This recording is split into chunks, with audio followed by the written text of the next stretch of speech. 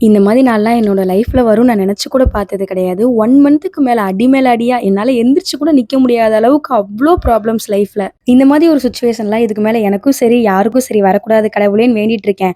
அன்னைக்கு டேல அட்மிஷனுக்கு மார்னிங்கே சீக்கிரமா எழுந்து கிளம்பிட்டு இருந்தேன். அன்னைக்கு டேல ரொம்ப ஒரு மாதிரி உடைஞ்சு அழுதுட்டேன். ஏன்னா என் கூட யாருமே இருக்க முடியாத ஒரு சூழ்நிலை வந்துருச்சு.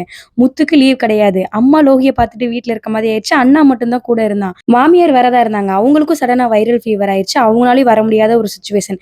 சரி ஓகே. இந்த மாதிரி சூழ்நிலையில தான் நம்ம ஸ்ட்ராங்கா இருக்கணும். ஹோப் விட்டுறக்கூடாதுன்னு சொல்லிட்டு காலையிலே அட்மிஷனுக்கு கிளம்பி வந்துட்டேன். கொஞ்சம் மேஜர் ஆப்பரேஷன் தான். ஆப்பரேஷனுக்கு போறதுக்கு முன்னாடி மட்டும் லோகிய கொஞ்ச நேரம் என் கூட வச்சிருந்து கூட்டிட்டு போங்கன்னு சொல்லவும் கூட்டிட்டு வந்திருந்தாங்க. எனக்கு ஆப்பரேஷன் பண்ண போறோம்ன்ற கவலைய விட நம்ம பையனை விட்டு 2 நாள் பிரிஞ்சிருக்க போறோமேன்ற வலி தான் ரொம்ப அதிகமா இருந்தது. நல்லபடியா சர்ஜரி முடிஞ்சு டிஸ்சார்ஜ் ஆகி வீட்டுக்கும் வந்துட்டேன். இப்போ கொஞ்சம் கொஞ்சமா ரெக்கவரி ஆயிட்டு இருக்கேன். எனக்காக நெறைய பேர் ப்ரே பண்ணியிருந்தீங்க. லவ் அண்ட் சப்போர்ட் குடுத்திருந்தீங்க. அத பார்க்கும்போது எனக்கு ரொம்ப எமோஷனலா இருந்தது. எல்லாத்துக்குமே ரொம்ப ரொம்ப தேங்க்ஸ். நெக்ஸ்ட் ஒரு மினி விளாக்ல உங்கள மீட் பண்றேன். பாய்.